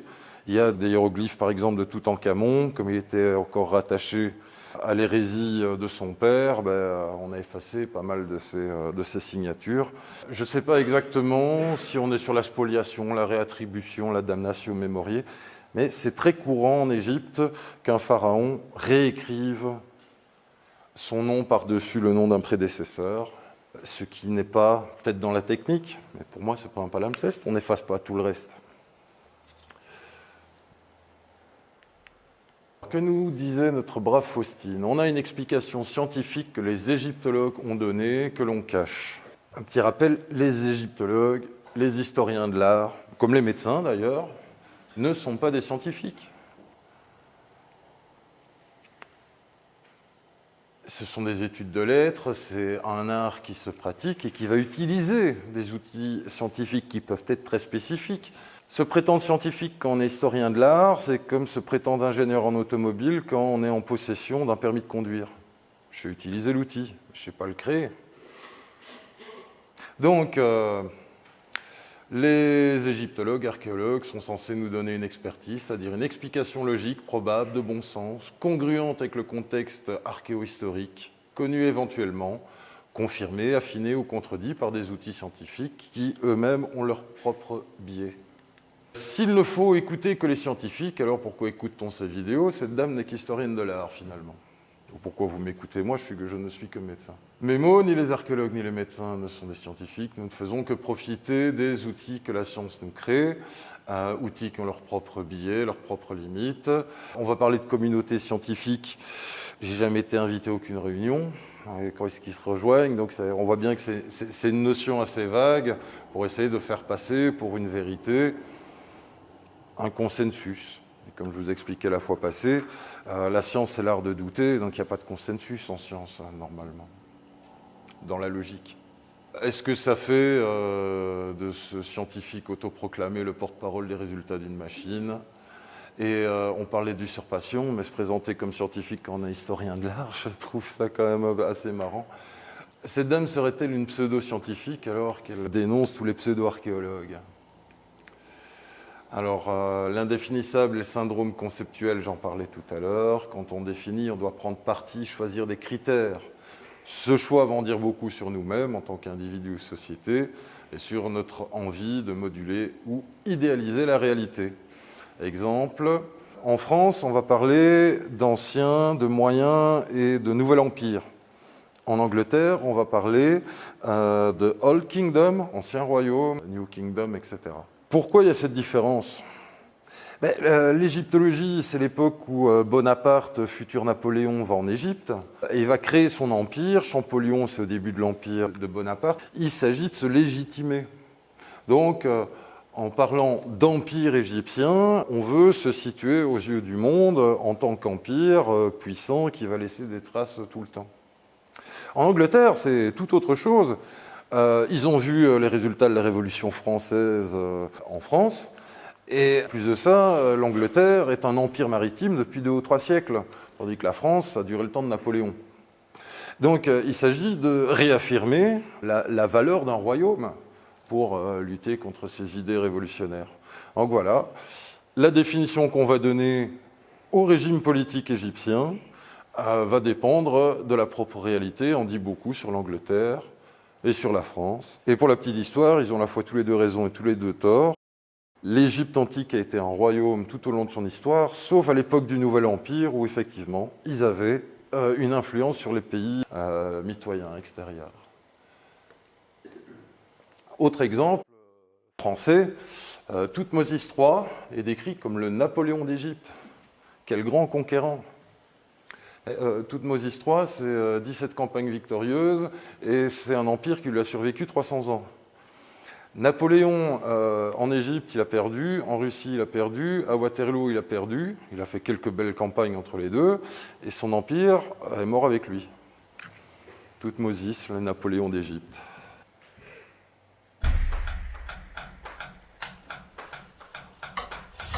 En pseudo-archéologie, on a cette pente glissante vers le racisme qui existe, il faut en être conscient, qui est concrète. Je vais faire simple, mais la pseudo-archéologie, elle touche des sites en particulier, l'île de Pâques, pyramide de Gizeh, des sites qui ne sont pas des sites européens. Ça veut dire que ça cible une catégorie de population qui n'est pas une population blanche, tout simplement. Et c'est à partir de là, quand on se rend compte que la pseudo-archéologie peut faire un clivage entre les peuples européens qui ont construit leur cathédrale, eh bien on ne retrouve pas la même chose lorsque on descend un petit peu vers des peuples non occidentaux. Les pyramides ne peuvent pas avoir été construites par les Égyptiens. Les Moaïs de l'île de Pâques sont la preuve d'une civilisation plus ancienne. Et c'est là, en fait, que le propos raciste existe. Alors attention, toutes les personnes qui sont adeptes de ces théories ne mesurent pas forcément la pente raciste derrière. Mais les tenants qui vont tout faire pour partager ce genre de choses, qui vont en faire des conférences, c'est-à-dire qui vont avoir un impact sur le public, eux véhiculent une idéologie qui est problématique. La grande pyramide et toutes les pyramides en Égypte n'ont pas été construites par les extraterrestres. Point. Quand derrière on véhicule l'idée contraire, c'est là qu'est le problème. Ça m'énerve toujours autant chaque fois quand j'entends ce passage-là. Un peu, beaucoup, passionnément à la folie. Le racisme, ça existe. Un peu. Les Européens ont fait leur cathédrale tout seuls. Beaucoup racistes. Si on s'interroge sur les exploits des constructions antiques, c'est donc parce que les bâtisseurs ne sont pas blancs. C'est passionnément raciste. Le public, c'est donc juste des crétins. Le problème, c'est les conférenciers, et on en retrouve partout dans le monde. C'est à la folie, partout dans le monde. C'est quand même vachement complotiste comme vision, pour quelqu'un qui le dénonce. Donc, si je comprends bien notre ami Faustine, ou en tout cas son avatar dans la vidéo, si vous êtes rattaché à la pseudo-archéologie, vous êtes vraisemblablement un ufologue suspectable de racisme, manipulé par un gourou suprémaciste blanc qui usurpe ses titres professionnels. Vous vous reconnaissez ? Alors, le point Godwin. Monsieur Godwin, qui est un juriste dans les années 90, en regardant les échanges, les discussions politiques sur le futur Internet, intranet, a énoncé une loi. La loi de Godwin repose sur l'hypothèse selon laquelle une discussion qui dure peut amener à projeter sur les arguments opposés des analogies extrêmes dans le cadre d'échanges d'opinions politiques incompatibles. La société, comme souvent, s'est emparée d'un terme technique pour en faire une version un petit peu plus simplifiée. C'est devenu le point Godwin. Simplification sociale à l'apparition d'un mot de bascule permettant de rattacher à une idéologie honnie son opposant, le nazisme très souvent. Et moi, je vous décris l'effet Godwin, qui est un peu comme le réflexe complosophiste, la recherche d'éléments nourrissant le réflexe, l'accusation complosophiste, pour pouvoir éradiquer la parole de l'autre en le stigmatisant et en le diabolisant. Je vous ai mis la définition du réflexe complosophiste que je vous expliquais la fois passée. Mécanisme inconscient, c'est pour ça que c'est un réflexe, de protection du nexus par exclusion du confrontant. À côté de ça, il y a l'accusation complosophiste. Et ça, c'est pas du tout inconscient, c'est délibéré, ça peut être une stratégie politique pour éviter des sujets qui embêtent. Agression assimilable à un effet Godwin, refus du débat par un rejet péremptoire et unilatéral. Alors, le problème n'est pas que vous n'êtes pas instruit. Le problème, c'est que votre instruction s'est arrêtée avant que l'on vous apprenne à critiquer ce que l'on vous a appris. On est dans l'allégeance quand on écoute le désir de Faustine. Un point, c'est tout. Comme elle le dit elle-même, elle a la vérité. Difficulté, l'instruction et la culture générale. Ça renvoie la phrase du dessus. On ne nous a pas appris à être critique par rapport à ce qu'on a appris. Et puis il y a le côté de l'ado. On est dans l'éveil, donc on est un adolescent, donc on s'oppose à la figure parentale ou de la représentation de l'autorité. Et c'est normal que des gens qui s'émancipent cherchent des vérités autres et que des ados s'amusent, poser la question sur les reptiliens, sur les ovnis.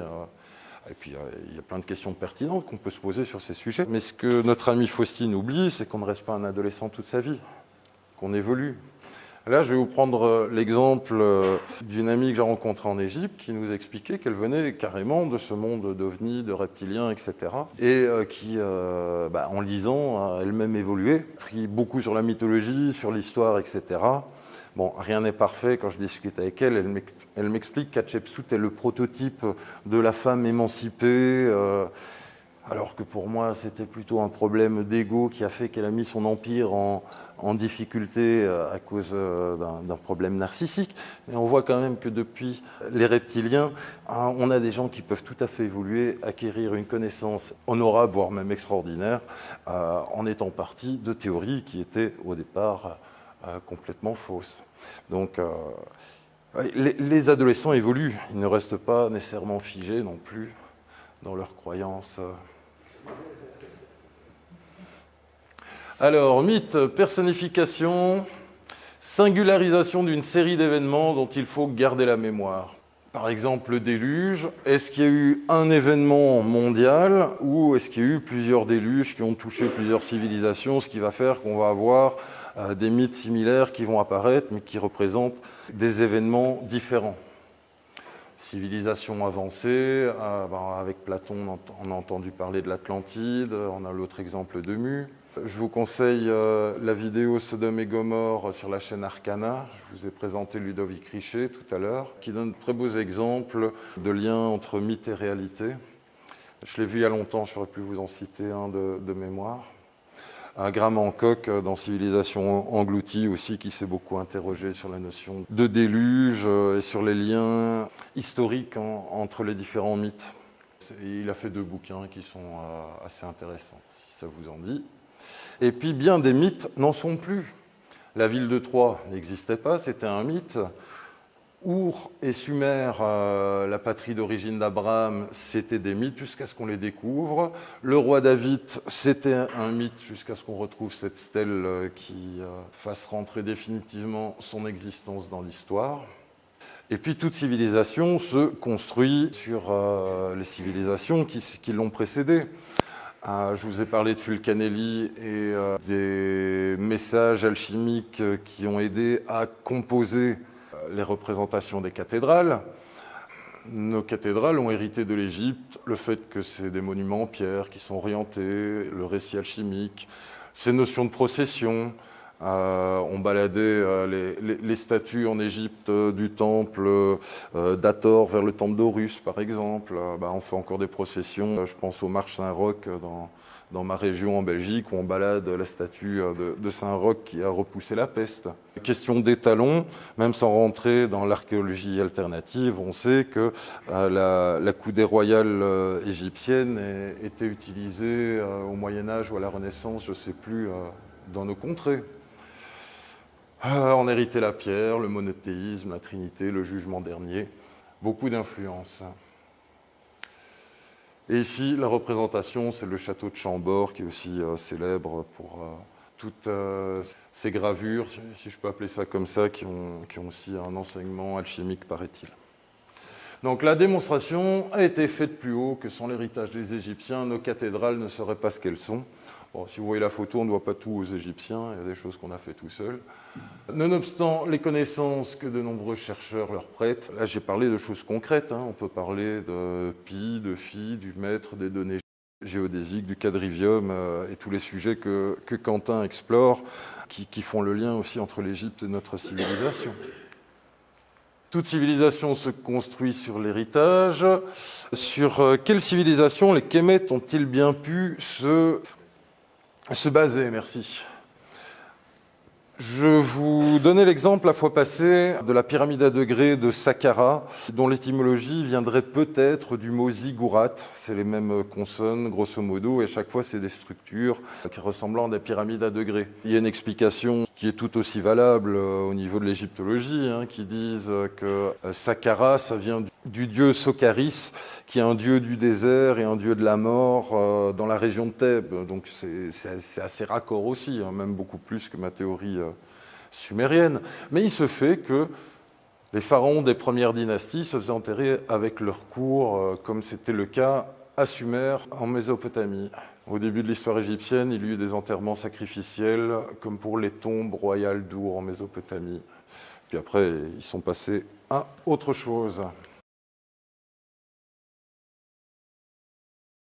Alors, plongeons-nous dans le temps. Un mathématicien australien a craqué le code d'une tablette babylonienne vieille de 3700 ans, relevant qu'il faisait une trigonométrie plus précise près de 1500 ans avant les Grecs. La civilisation de l'Indus daterait de 10 000 ans.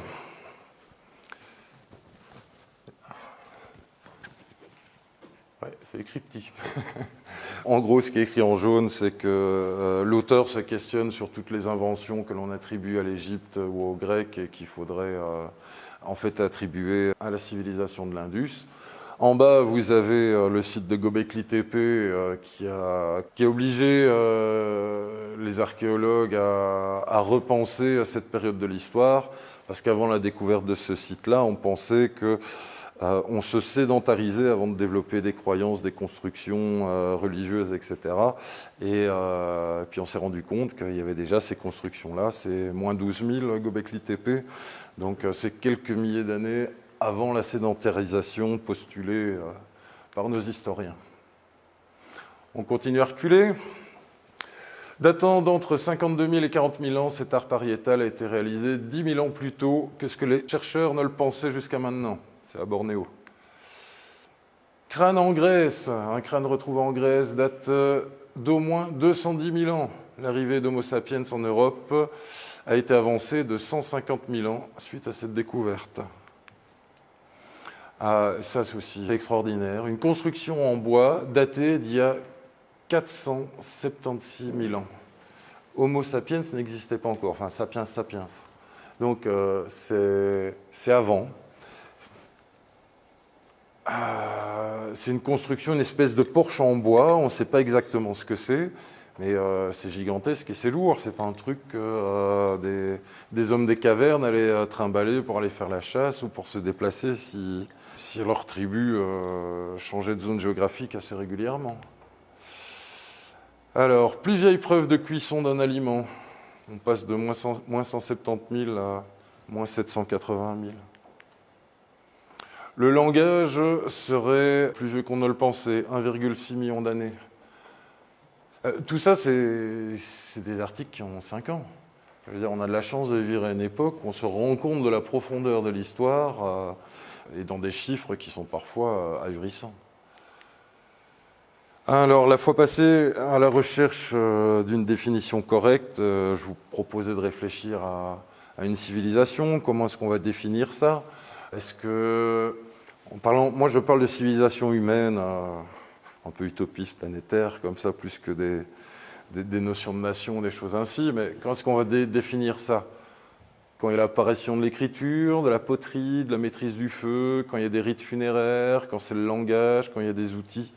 J'aime beaucoup l'hypothèse de Margaret Mead qui expliquait que pour elle, la civilisation a commencé quand un fémur est parvenu à se reconstituer.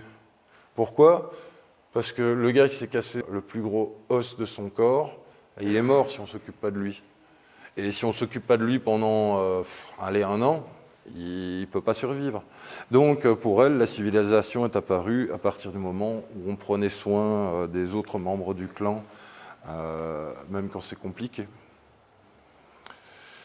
Alors, on peut rajouter, est-ce que c'est l'accumulation de connaissances qui définit la civilisation? Est-ce que c'est le fait d'avoir une croyance commune, religion, religaré, relié, faire société? Est-ce que c'est l'émergence des lois? Chez les bâtisseurs, est-ce que c'est faire une pyramide? Parce que tous les peuples de bâtisseurs, c'est marrant, à chaque époque, partout dans le monde, les gens font des pyramides. C'est peut-être pour une question de stabilité, mais il y a tellement de critères communs, par exemple l'orientation, les momifications, etc., que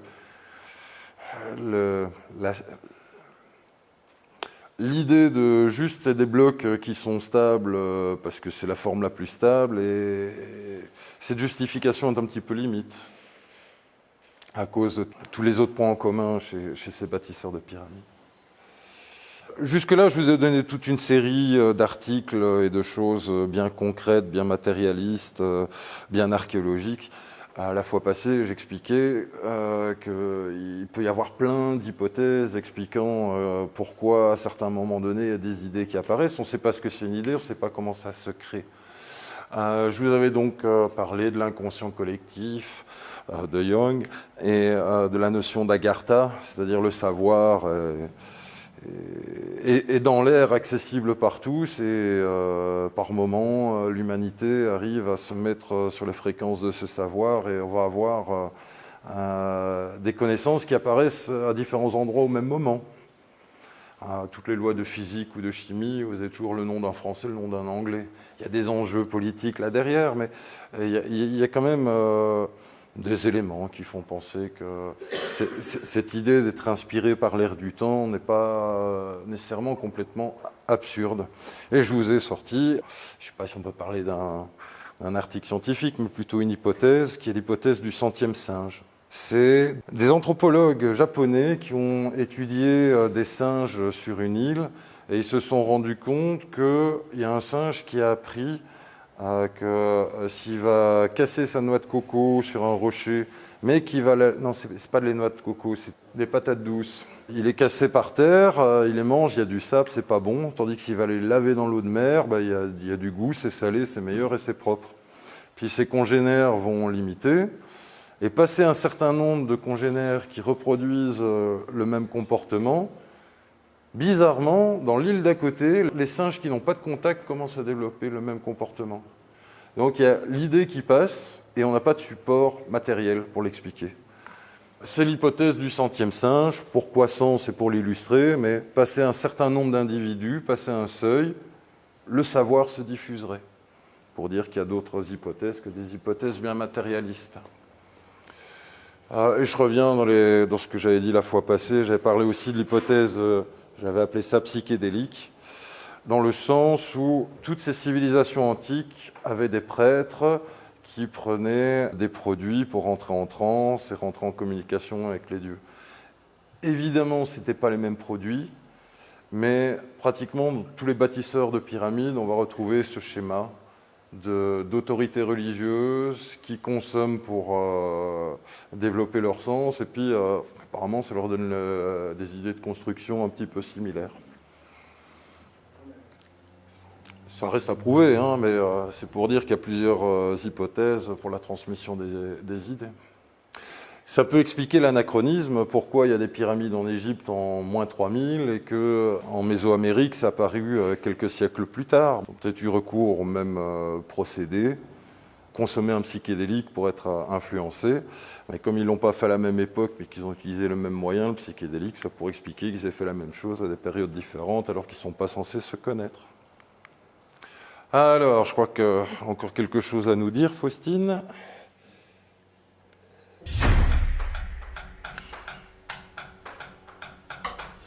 convient de se renseigner sur quel est l'état de la science sur tel ou tel sujet. Il convient aussi de se méfier lorsque l'on voit passer des théories sensationnalistes. Il faut apprendre à faire preuve d'esprit critique, c'est-à-dire est-ce qu'on a des noms scientifiques, par exemple, qui sont cités dans l'article que l'on a sous les yeux? Est-ce qu'on a aussi des références, etc., etc. On nous accuse de casser le rêve de certaines personnes. On n'est pas là pour casser un rêve. En fait, on désenchante pour réenchanter derrière.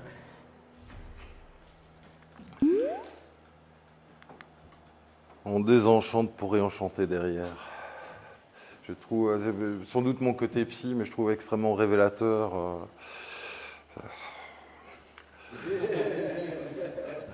Ouais, on peut raconter des récits à la con, mais c'est le nôtre qui compte, pas le vôtre.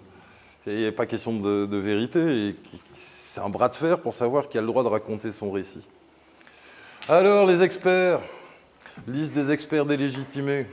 Bleuette Dio, archéologue qui a eu un accident, elle a dû arrêter sa carrière. Elle s'est intéressée au néo-éphémérisme et aux théories des anciens astronautes, donc elle est mal vue dans la profession. Pietro Buffa, lui, il est généticien. Dans la même mouvance que Bleuette Dio, il en est arrivé à la conclusion que l'élément manquant, expliquant le passage de primates à l'homo, pour lui, ça ne peut être qu'une intervention génétique industrielle. Dans le sens où les primates ont un chromosome en plus que le genre Homo, et que, naturellement, 2 chromosomes peuvent tout à fait fusionner, mais c'est extrêmement rare. Et le premier Homo, il voit 2 chromosomes fusionnés, super, il se reproduit avec qui? La prochaine variation génétique naturelle comme ça, elle arrivera peut-être dans plusieurs siècles ou plusieurs millénaires. Si on n'aime pas les hypothèses extraterrestres, on va avoir tendance à rejeter Pietro Buffa, mais c'est un généticien. Et il ne se revendique pas archéologue d'ailleurs. Mauro Biglino, philologue au Vatican. Davidovitz, lui, il est égyptologue, il est docteur en chimie, mais pareil, ça doit être un pseudo-archéologue. On peut revenir sur les exemples du docteur Raoult, d'Einstein ou de Platon, quand je vous parlais de la légitimité qu'on retirait aux experts quand leur discours était trop dérangeant. Ce qui ne veut pas dire que ces experts ont raison. Hein. Puis notre ami Stéphane Madère, qui travaille sur les cupules des mégalithes, il est comment, Faustine? Mi-archéologue, mi-pseudo-archéologue et mi-scorpion derrière, j'imagine. Sans parler de tous les découvreurs amateurs. Schliemann, qui est un homme d'affaires, qui a découvert Troie. Belzoni, qui est un aventurier, qui a découvert plein de choses en Égypte, notamment la tombe de Séti. Est-ce qu'il y a un nom de scientifique associé à l'article? Parce qu'un archéologue ou un historien de l'art, ça ne suffit pas pour que l'article soit intéressant. Là, je vous renvoie à ce que je disais la fois passée sur le nexus des experts. Le beefsteak, quelqu'un qui n'a pas le diplôme, qui gagne sa vie, il me fait de l'ombre. Il s'attaque à ma raison d'être. J'ai investi toute ma vie professionnelle dans quelque chose que je croyais, puis il y a quelqu'un qui vient me contredire alors qu'il n'a pas de diplôme. Conflit de loyauté hiérarchique. Oui, je crois que tu as raison, mais si je le dis, je me fais exclure de ma pyramide professionnelle, donc je ne peux pas le dire. Et dissonance citoyenne, j'en parlais tout à l'heure. On peut parler, quel que soit l'expert, de dissonance idéologique. Il y a des idées préconçues que l'on ne peut pas critiquer, sinon on se met au banc de la profession. J'ai rajouté, j'aurais dû le mettre sur un autre point, l'hubris de l'expert, c'est que, étant mis par la société dans une position d'expertise, on se sent obligé d'avoir une réponse à tout. Évidemment, on ne sait pas tout, donc si on tombe dans cette hubris, on dit beaucoup de bêtises. Allez, on arrive à la fin. Biais constitutif des experts, inhérent à notre modèle de surspécialisation. Notre culture générale sur notre domaine, on l'apprend sur les 2 premières années d'études. Après, on rentre dans des trucs de plus en plus spécialisés et on va faire notre carrière sur une culture générale qui date de quand on avait 18 ans. Pour exemple, il y avait le débat entre Zahi Hawass et Graham Hancock, où Graham Hancock parle de Göbekli Tepe, c'est pas en Égypte, Zahi Hawass, il n'y connaît rien. Donc il a l'air con, c'est pas de sa faute. Il gère 3-4 000 ans d'histoire égyptienne, hein, donc il en connaît des choses, Zahi Hawass. Mais dans ce contexte-là, il n'a pas été mis à son avantage à cause de ce biais constitutif. Ou l'exemple Je vous parlais de Saqqara. Est-ce que ça vient de Ziggurat, Soccaris? Je vais en parler à la guide quand on est à Gizeh. Elle ne sait pas ce que c'est qu'une Ziggurat. Ça ne fait pas partie de sa culture générale.